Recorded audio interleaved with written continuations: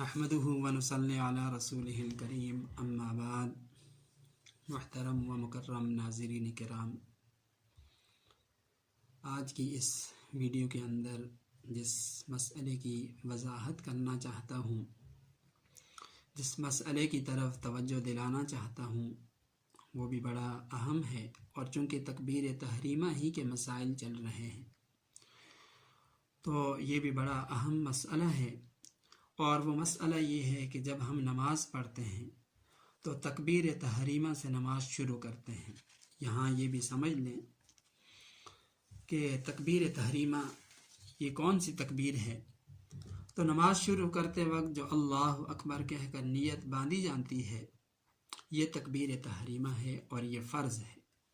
اس کے علاوہ ایک رکن سے دوسرے رکن میں جاتے ہوئے جو تکبیرات کہی جاتی ہیں، وہ ساری کی ساری تکبیرات انتقالیہ ہیں، وہ مسنون ہیں۔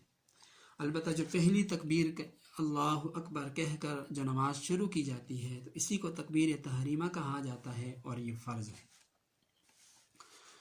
اب مسئلہ یہ ہے کہ تکبیر تحریمہ کب صحیح ہوگی، تو علماء نے، فقہاء نے اس کی کل 8 شرائط لکھی ہیں۔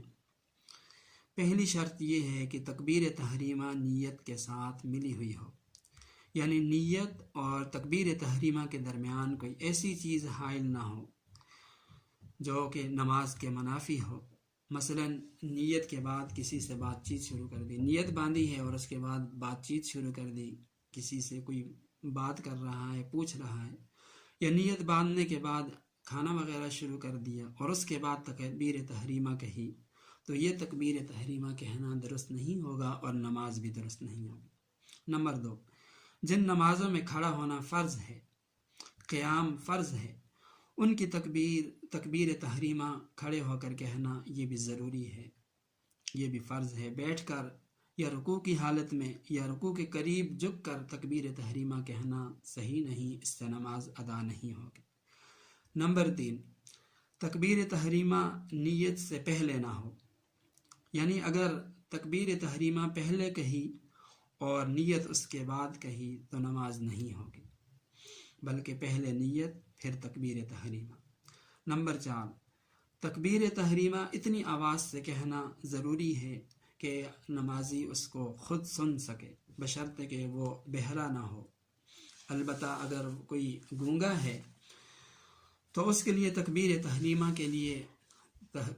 تحریمہ کہتے وقت زبان کا ہلانا ضروری نہیں، ایسے ہی اس کی تکبیر ٹھیک ہو جائے گی۔ نمبر 5، تکبیر تحریمہ ان الفاظ سے ادا کرنا یہ بھی ضروری ہے جن سے اللہ تعالیٰ کی عظمت، بزرگی کا اظہار ہوتا ہو، اس کے لیے ایسے الفاظ کا استعمال کرنا جائز ہے، اس سے تکبیر تحریمہ ٹھیک ہوگی۔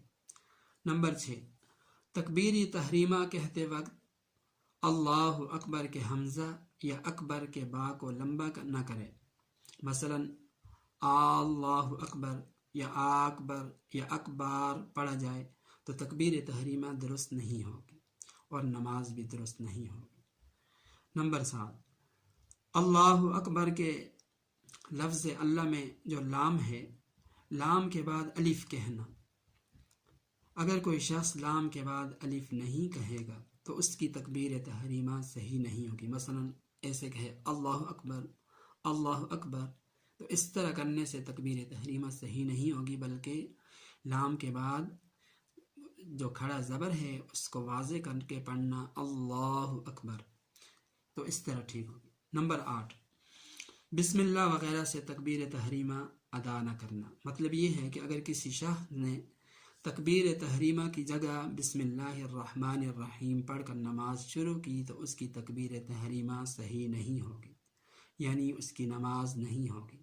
اللہ تعالی ہم سب کو سنت کے مطابق نماز پڑھنے کی توفیق عطا فرمائے۔